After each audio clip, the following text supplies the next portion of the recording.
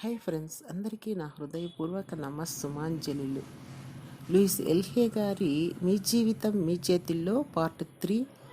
సమస్య ఎక్కడి నుంచి వస్తుంది? గత కాలం యొక్క ప్రభావం నాపై ఏమాత్రం లేదు. సరే, మనం ఎన్నో విషయాలను ప్రస్తావించుకున్నాము. మనము సమస్య అనుకునే దాని నుండి ప్రారంభించి ఎన్నో మలుపులు తిరిగి అసలు సమస్య ఏమిటో తెలుసుకున్నాము. మనము బాగాలేమో అన్న భావన, మరి మన పైన మనకు ప్రేమ లేకపోవడం అనేవి మనలో ఉండటమే అసలు సమస్య అని తెలుసుకున్నాము. జీవితంలో ఏదైనా సమస్య ఉంది అంటే అది ఖచ్చితంగా ఈ భావంలోంచే ఉత్పన్నమవుతుంది. ఇప్పుడు ఈ ఆలోచన విధానాలు ఎక్కడి నుంచి వచ్చాయో చర్చిద్దాం.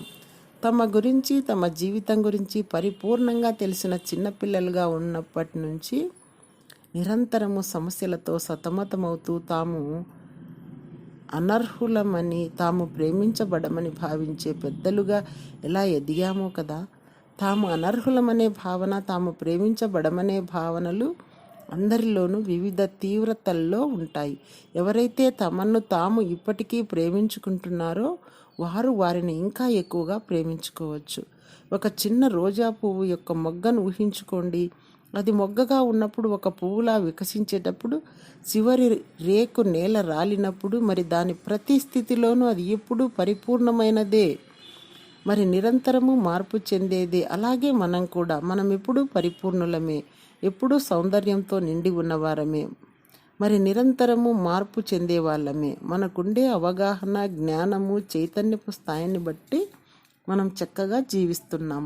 మనకు ఇంకా ఎక్కువ అవగాహన, జ్ఞానము, మరి చైతన్యపు స్థాయి ఉంటే మనము ఈ విషయాల్ని విభిన్నంగా చేస్తాం. అంతే తేడా. మన మనస్సు అంటే ఇంటిని శుభ్రపరచుకోవడం.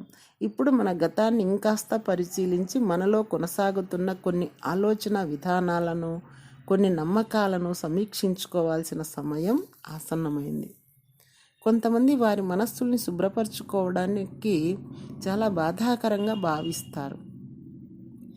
ఇక్కడ అంత బాధపడనవసరం లేదు. ముందు మన మనస్సుల్లో ఏముందో చూసుకోవాలి. అప్పుడే కదా అనవసరమైన వాటిని తొలగిస్తాము. మీరు ఒక గదిని పూర్తిగా శుభ్రపరచాలనుకుంటే ఆ గదిలో అన్ని వస్తువులని జాగ్రత్తగా పరిశీలిస్తారు కదా. కొన్ని వస్తువులను ప్రేమతో చూస్తారు. వాటికి పట్టిన దుమ్మును వదిలించి లేదా వాటిని చక్కగా పాలిష్ చేసి వాటికి ఒక సరికొత్త అందాన్ని ఇస్తారు. కొన్ని వస్తువులకు రిపేర్ అవసరం అవుతుంది. కొన్ని వస్తువులు మీకు అసలు పనికిరావు. వాటిని మీరు పారేస్తారు. పాత పుస్తకాలు, పాత న్యూస్ పేపర్లు, చెత్త కాగితాలు లాంటి వాటిని చెత్తబుట్టలో పడవేస్తారు. గదిని శుభ్రపరచుకునేటప్పుడు కోపం అవసరం లేదు కదా. అదేవిధంగా మన మనస్సులోని గదుల్ని శుభ్రపరిచేటప్పుడు కూడా అంతే. అలాగే మీలోని కొన్ని నమ్మకాల్ని బయటకు విసిరేయడానికి కోపం అవసరం లేదు. అన్నము తినేశాక మిగిలిన మెతుకుల్ని పడవేసినంత సులభంగా వాటిని వదిలేయండి. ఈరోజు వంట చేయడానికి నిన్న తరిగి పారవేసిన కూరగాయల కోసం చెత్తబుట్టను తవ్వరు కదా. అలాగే రేపటి జీవితానుభవాల్ని సృష్టించుకోవడానికి మనలోని పనికిరాని పాత చెత్తను తవ్వాల్సిన అవసరం లేదు కదా. మీలోని కొన్ని ఆలోచనలు, నమ్మకాలు మీకేమాత్రం పనికిరాకపోతే వాటిని మీలో నుంచి వెళ్ళిపోనివ్వండి.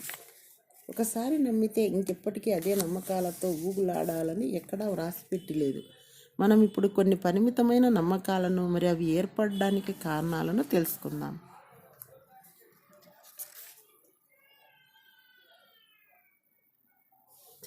Thank you.